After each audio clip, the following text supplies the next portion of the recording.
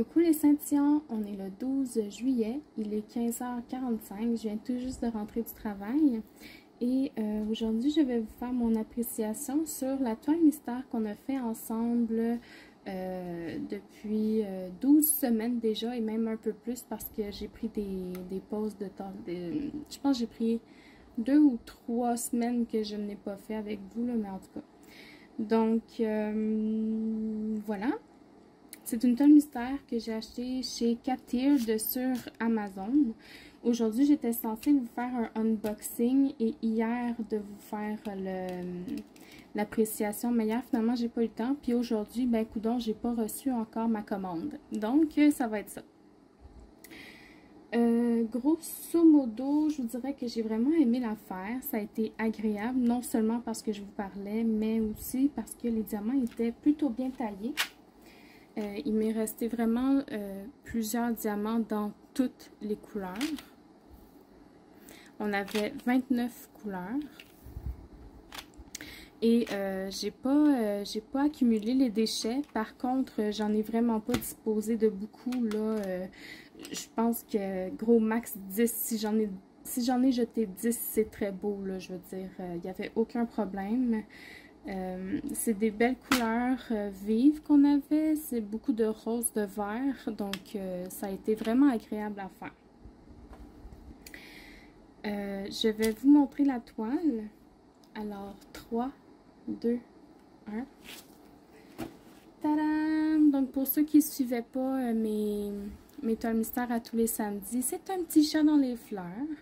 Regardez, là, quand je bouge la toile comme ça, les diamants brillent beaucoup. C'est vraiment des bons diamants, ça a été de la bonne qualité. Les diamants ne popent pas, ça tombe pas, ça colle très très bien, là, même quand je secoue la toile. J'ai rajouté aujourd'hui mon washi tape pour faire le tour parce que moi, ça me prend ça, c'est comme ma signature, on va dire, sur les diamond painting. Et puis, voilà.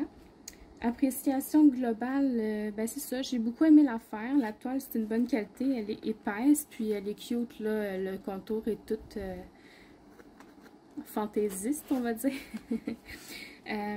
La seule chose que j'aime moins, c'est le blanc qu'on voit entre les diamants, là, à cause du fond de la toile qui était noir et blanc, là, pour éviter de voir le dessin avant même de coller les diamants, pour faire l'effet mystère justement.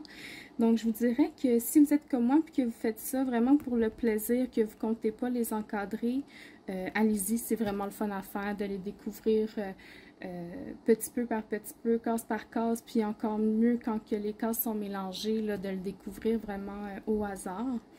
Par contre, si vous faites ça vraiment pour de la décoration, ben premièrement, prenez pas des toiles mystères parce que vous savez pas ce que vous allez avoir. Ça se pourrait que vous aimiez pas du tout le dessin. J'en ai vu, les dessins, c'était comme, pas sûr.